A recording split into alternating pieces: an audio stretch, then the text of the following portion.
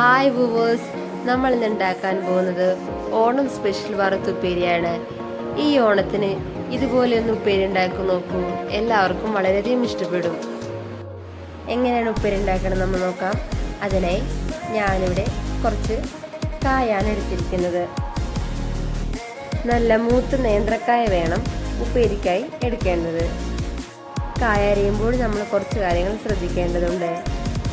കായ നന്നാക്കുന്നതിന് മുമ്പ് കയ്യിൽ കുറച്ച് എണ്ണ തടവിയാൽ കായയുടെ കറ പിടിക്കില്ല. ശേഷം കായയുടെ നടുവിൽ രണ്ടായിട്ട് മുറിച്ചതിന് ശേഷം നമുക്ക് തൊലി കളയാം.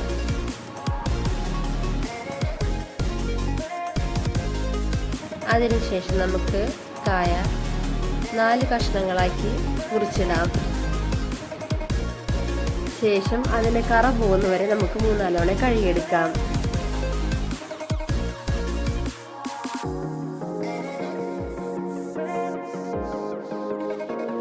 കഴുകി വൃത്തിയാക്കിയതിന് ശേഷം ഞാനിതിലേക്ക് കുറച്ച് ഉപ്പും മഞ്ഞൾപ്പൊടിയും ചേർത്ത് കൊടുക്കുന്നുണ്ട്. ഇനി നമുക്ക് നേരെ തന്നെ എണ്ണയിലേക്ക് ഇട്ട് കൊടുക്കാം. ഞാനിവിടെ നേരത്തെ തന്നെ എണ്ണ ചൂടാൻ വെച്ചിട്ടുണ്ടായിരുന്നു.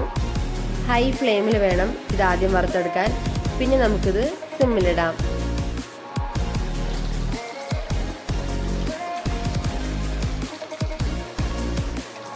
ഇനി നമുക്ക് കായലിലേക്ക് കുറച്ച് വെള്ളം തെളിച്ചു കൊടുക്കാം. ഇങ്ങനെ ഞാൻ വെള്ളം തെളിച്ചു കൊടുക്കുന്നത് എന്താണെന്ന് വെച്ചാൽ, കായയുടെയൊക്കെ ഉള്ളു വെന്തിട്ടില്ലെങ്കിൽ ഇങ്ങനെ വെള്ളം തെളിച്ചു കൊടുക്കുന്ന മൂലം അതിൻ്റെ ഉള്ളൊക്കെ നന്നായി വെന്ത് കിട്ടും.